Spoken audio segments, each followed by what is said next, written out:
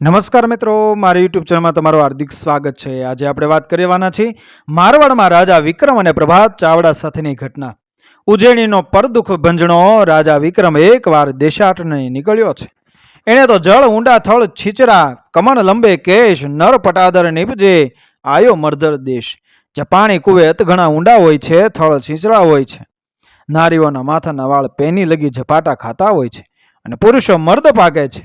એવા મારવાડના મલક માથે ઘોડો આંક્યો છે। મારવાડ અને માળવાનો સીમાડો આવ્યા ત્યાં એક કૂવો છે, કૂવા પર કોસ ચાલે છે।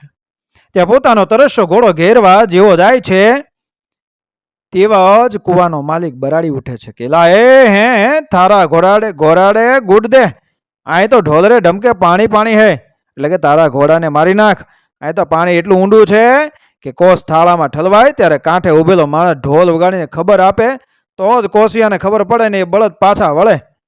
કૂવા કાંઠે જઈને વિક્રમ જુએ છે તો આભા મંડળમાં ચાંદડું તગે એમ કૂવામાં પાણી તગે છે।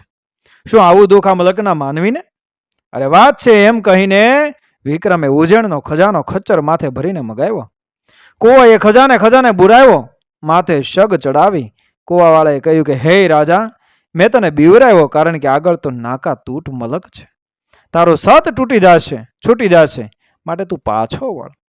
પાછો તો વીર વિક્રમથી કેમ વળાય? એ તો આગળ ને આગળ માંડ્યો ઘોડો હાંકવા। મેવાડ ઉદયપુર જોયા, અદી આપર સોયામણું, માણસ ગણ મુલા, પદમણીઓ પાણી ભરે રંગહો પીચોળા। ઉદયપુરના પીચોળા તળાવને કાંઠે પદમણી જેવી એ નાર પાણી ભર્યા છે। વાહ પીચોળા તળાવ અને નારીઓ પણ કેવી! કોણ દેવળરી પૂતળી, કોણે તને ઘડી સોનાર, કિયા રાજાની કુંવરી, કોણ પુરુષ ધરનાર? એવી રૂપાળી દેવળની પૂતળી જેવી નમણી નારી કોણ હોય? તો કહે કે જેની તરવારે 3 ફૂમકા, જેની કેડે કટારા નવધાર, અસુરો રેવત ખેલવે સોય પુરુષ ધરનાર। 3 ફૂમકિયાવાળી તલવારનો બાંધનારો, કેડે નવધારી કટારી સજનારો અને મોડી રાતે ઘોડે સવાર બની ઘૂમનાર, એવા બહાદુરની જ નારી આવી રૂપાળી હોય ને। પછી વચ્ચે ગુજરાતની ધરા આવી બંટી ચીણો અને બાજરો, જવ કોદાર અન જાત, નાર કઢંગી નિપજે ઈ ધરા ગુજરાત। પછી વિક્રમ રાજા હાલાર દેશમાં ઉતર્યો। કેવો છે હાલાર દેશ? જૂની જારરો ઢેબરો, માથે કળથીરો વઘાર, ઊભો ઊભો ઘારઘે, હુડે દેશ હાલાર। પછી નવે નગર ગઈનો ઘર હિન્દી નાર્યું, ગોખે કાઢે ગાત્ર, દેવાળું રા મન ડગે તો માનવ્યા કુણ માત્ર। એવી દેવતાઓના મન મોહાવે એવી નગરની નારીઓ દીઠી। ત્યાંથી આગળ ચાલતા નીલી નાગેર નજરે પડી, વાજા ઠાકરને અંબવન, ઘર ઘર પદમણરા ઘેર, રેંઠ ખટુકે વાડિયા, ભોય નીલી નાઘેર। વાજા શાખાના રાજપૂતો જ્યાં રાજ કરે છે, આંબાને જ્યાં મોટા વન છે, ઘેર ઘેર જ્યાં ઘેરાબંધ પદમણી સ્ત્રીઓ છે, જ્યાં વાડીએ વાડીએ પાણીના રેંઠ ખટુક ખટુક અવાજ કરતા ફરે છે, એવી લીલીછીમ નાઘેરને નીરખીને વીર વિક્રમ મિયાણી પાટણમાં પહોંચ્યો। ત્યાં પ્રભાત ચાવડો રાજ કરે છે। ખમા જાજી ખમા, ઉજ્જૈનીના રાજા વિક્રમ મારે આંગણે ક્યાંથી? જાજા આદરમાન દીધા, પણ પ્રભાત ચાવડાનું શરીર સુકાઈને સાંઠીકડું બનેલું। અરે વીરા પ્રભાત ચાવડા, આમ કેમ? રુદરનો ધ્રાંગોય ન મળે એવું તે શું દરદ છે?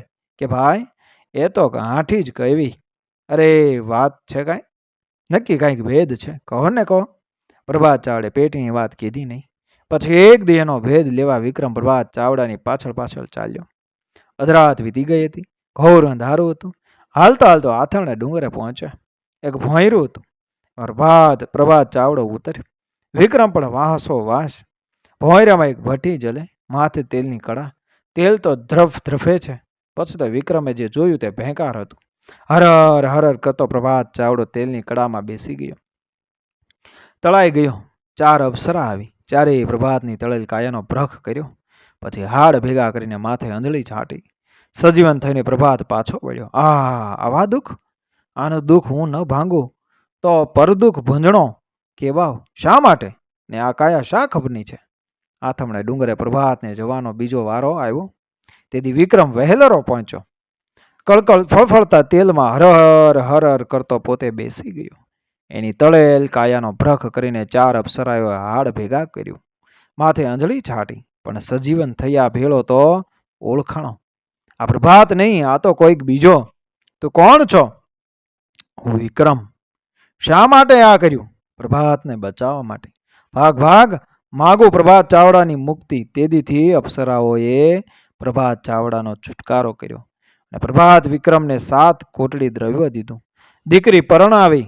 વીર વિક્રમ તો આગળ ચાલ્યા. મહા એક ગેંદલ શહેર. એમાં વીર વિક્રમે આવીને કાળકાના મંદિરની વાહે માળનને ઘેર ઘોડો બાંધ્યો.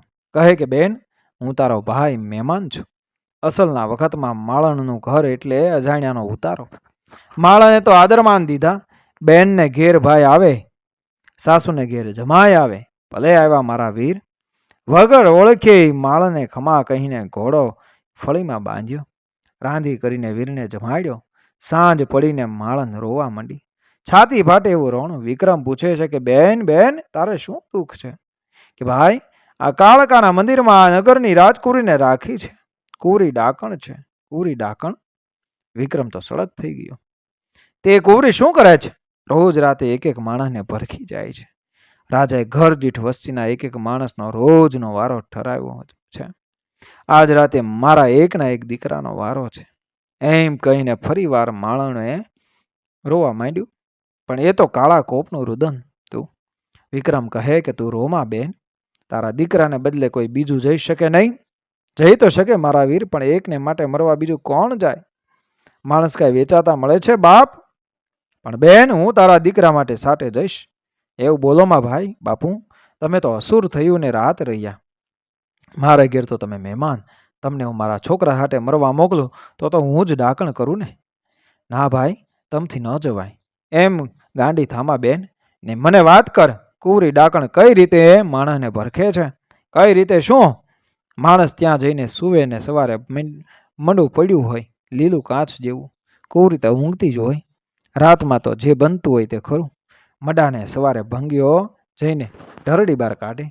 એમ ત્યારે તો હા સમજાણું. એવું બોલતા વિક્રમે લમણે આંગળી ટેકવી. બેન, વિક્રમે માળનબેનને કહ્યું, જો મને અધમણે એક સુગંધી ફૂલ આણી દઈશ? હા ને ભાઈ, મારે તો ફૂલની વાડી લચી પડી છે. માળને તો જઈને ચંપા, ચમેલી, ડોલર ને મોગરાના મહેક મહેક કરતા ફૂલ ઉતારી આણ્યા છે. વિક્રમ એની છાબડી ભરી છે. હવે બેન, મને એક કુંડું ભરીને દૂધ લાવી દે.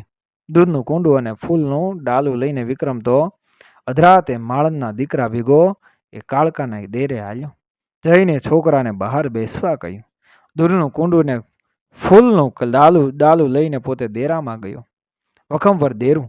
દિયે માણસ ફાટી પડે. ઉજ્જવળ દેરામાં કાળકાની ભેંકાર મૂર્તિ છે. એ ખૂણામાં દીવો બળે છે અને એક પથારીમાં એક જણ સૂતું છે.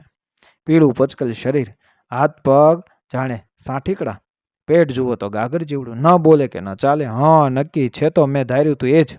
એમ વિચારીને વિક્રમે તો દેરાની ભોં માથે અધમણ ફૂલની પથારી પાથરી. આગેરો દૂધનું કુંડું મૂક્યું ને પછી પોતે તરવા તાણીને આગેરો ઊભો રહ્યો. અધરાત થઈ એ વખતે ઊંઘતી રાજકુરીના મોંમાં કંઈક સલવલાટ હાલ્યો અને એમાંથી કંઈક બહાર નીકળ્યું. સાપનું ભોળું લબરાક લબરાક જીભના લબકારા કરે ને આમ જુએ તેમ જુએ, ચારે કોર જુએ. નીકળ્યો અડધો નીકળ્યો, આખોય બહાર નીકળ્યો અને એ ફૂલના ઢગલા માથે વહેતો થયો. સાપને ફૂલ માથે પ્રીત કરીને, ઓ બાપ, આ તો સિંદુરિયો નાગ, કરડ્યા ભેગો જ માણસને ટાળી દે.